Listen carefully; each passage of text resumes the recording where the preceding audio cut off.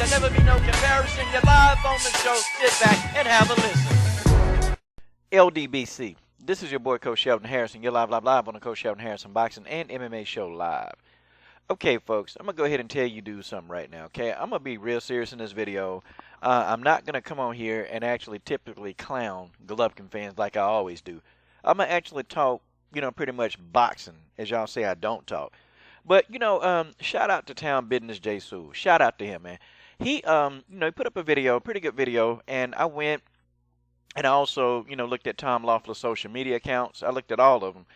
And apparently they are trying to make this fight, but really, and I think they're talking about it. They're just talking.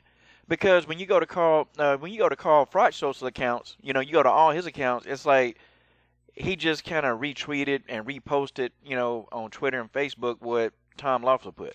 I mean, really, I don't even think Carl Froch, to me, it seemed like I don't think Carl think that they're serious about trying to make the fight. Okay? I think, somebody told Carl, hey, Carl, how would you feel about fighting Golovkin? Carl probably just said, well, yeah.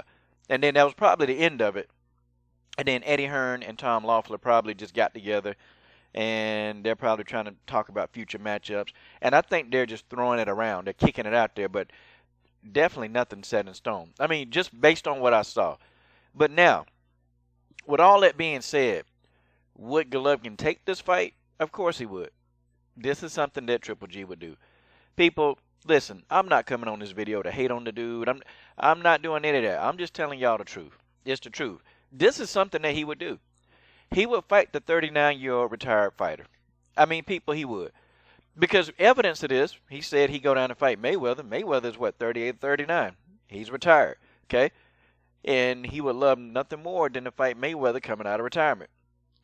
His team already said that they would, okay? He wants to fight the retired Carl Froch. Listen, this is a pattern. This is a pattern of things that we see when we get Gennady Golovkin. This is a pattern of all the things that continue to happen with this guy. People, that's just the way that is.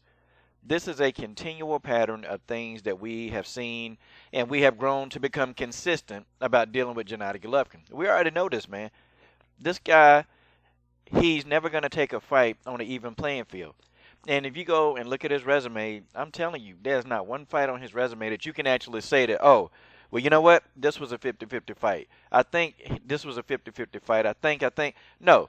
And there's not one person on his resume that you can say even before he fought the person and he was announcing the fight that any of you guys can say that this guy would step in there and have a chance to beat Gennady Golovkin. There's not a one, okay? Not one. Even some of your top analysts, okay, that's been in the game for a long time. I done tons of research and looked back on some of their old posts and comments.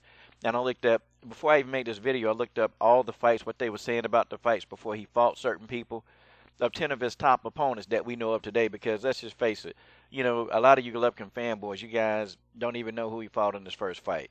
You probably know now because you just looked up BoxRec or something like that. That's probably what the hell you did. But not one of these analysts give the other person that Golovkin fighting, they didn't give him a chance, okay? The closest person that they gave a chance to actually having a chance against Golovkin is Kell Brook. And that's funny because the dude's a welterweight, okay? I heard Dan Rafael said that, Kell Brook does have a small chance. But that's it.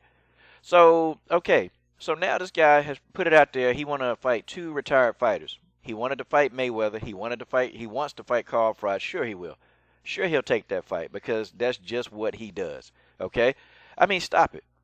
Let's start talking about people that, because everybody say that nobody want to fight the guy. Nobody want to fight him. See, when you mention the name James DeGale, people will say, well, he's in a whole other weight class. But if that's the case, then why are we mentioning Floyd Mayweather in the same sentence as Gennady Golovkin? How you going to explain that? Okay? When Andre Ward is mentioned, oh, you guys run Trimmer and you guys run and do all kind of stuff. When Andre Ward is mentioned, hey, Andre Ward would still love to take that fight. I guarantee you Andre Ward would kill himself to get down to 168 if he knew that he'd have a chance at Golovkin. He would. Come on, stop. SOG Ward would do that to fight Golovkin. But we know that Golovkin beat the hell out of Kovalev in sparring, because I know what you guys will say. Well, he's not big enough to handle the weight and blah, blah, blah. Nope, he beat the hell out of Kovalev in sparring sessions, and he can hold his own against guys that big. How you going to explain that? And Kovalev got to be one of the most disrespectful bastards in boxing. So do you think Kovalev is going to hold back in sparring? Do you think he's going to do that against a heavy hand puncher like Golovkin? No. And I even heard that Golovkin got the best of him. People, that's just the way that is. Those are my thoughts. Okay? When you mention Lara, he fights at 154, right? But he said he would be willing to come up and fight Golovkin at the full 160-pound weight limit. You can't even hear Golovkin pissing in a pile of grass. You can't. Not one word about Erislandy Lara. How you going to explain that? I know what y'all will say. He don't bring any money. Okay. Are you guys fight fans? Are you guys fight fans, or are you taking the money for Golovkin, at the door? I mean, try to explain this to me.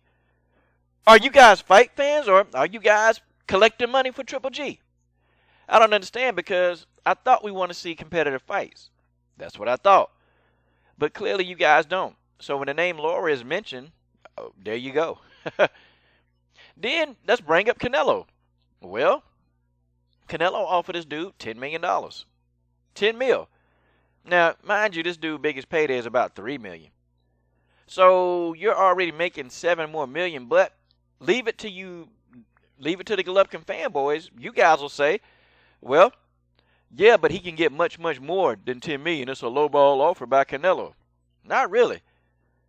Because Triple G is not a household. People, he just not. Don't nobody know his ass. The only people that know him are hardcore boxing fans like myself and guys like you. You know who he is. And it's funny because I knew who Triple G was before a lot of you fanboys knew it. That's the funny part about it. That's why I be laughing at y'all so much, okay? I asked a guy the other day, and I said, respond to me in 2 minutes. Respond to me in less than 10 seconds after you see this. Who was the first person that Triple G ever fought? The guy couldn't do it. Now, he responded back 20 minutes later, but that was enough time for him to go to BoxRec or wherever the hell he went to go find his information. I mean, come on, stop it. Stop it. These guys, they want to say that people are just ducking this dude. That's just what it is, okay? It's a couple of people, man, that wouldn't mind getting their hands on Gennady Golovkin. There are a few people that wouldn't mind doing. But the problem is, these fights never get made. Isn't it kind of funny, man? When they were negotiating with Chris Eubank, it's real funny that fight didn't happen. But they managed to get Dominic Wade in the ring. How you going to explain this? It's amazing that, Team Canelo, they offered this dude $10 million. Look, that's all he worth, really. Now, he lucky he getting that. He lucky he getting $10 million. Hell, he don't even deserve that. They can't make that fight, but they can make a fight with Kell Brook on short notice. How you going to explain that? How you going to explain that? It's funny how Lara been calling this dude out left and right, calling him out every chance he get, but they seem to be able to make a fight with Gabe Rosado. How you going to explain that? Listen, I don't care about y'all feelings. I don't care about you Golovkin fan emotions. I don't care about that. I really could care less, and that's just kind of entertaining. I actually get a kick out of you guys getting mad. I really do. Because you guys are mad at the truth. Like, literally, this dude got a chance to fight people. He got a chance. Lowball Lara. He'll get in the ring. Give him a lowball offer. Give him the same money you paid Dominic Wade. Hell, give Lara $200,000. He'll still take the fight just to tell everybody that he can get in the ring and beat Golovkin. Now, I'm not really sure about Lara's chances of beating Golovkin, but it's just a matter of the principle. So, okay. Do I think this fight is going to happen? I don't know. I don't think it'll happen. But do I think that Triple G would fight him if there was an offer? Of course he would. Because this is easy money. This is a guy that's retired. He done lost a step or two, about 5 steps. And he's going to risk taking minimum damage. Why wouldn't he take that easy money? Save that money, and then when he retire and leave you guys hanging, he going to go right back to Kakistan from where he from, and he going to live like a king. I've been telling y'all this. And I made the video about, what, 8 months ago that Triple G said in 2 years, he out. He done. He out the game. Y'all got less than 18 months left with Golovkin, and he is out the game. And I guarantee you, when he fight that super fight with Canelo, Golovkin is gone. He done. And he going to look at y'all, look back at y'all, and say, these are some of the dumbest fans on God's green earth. That's what he going to say to y'all after he taking y'all money going right to the bank. People, there it is right there. Do what you want with it. I could care less. This is your boy, Coach Shelton Harrison. I'm done.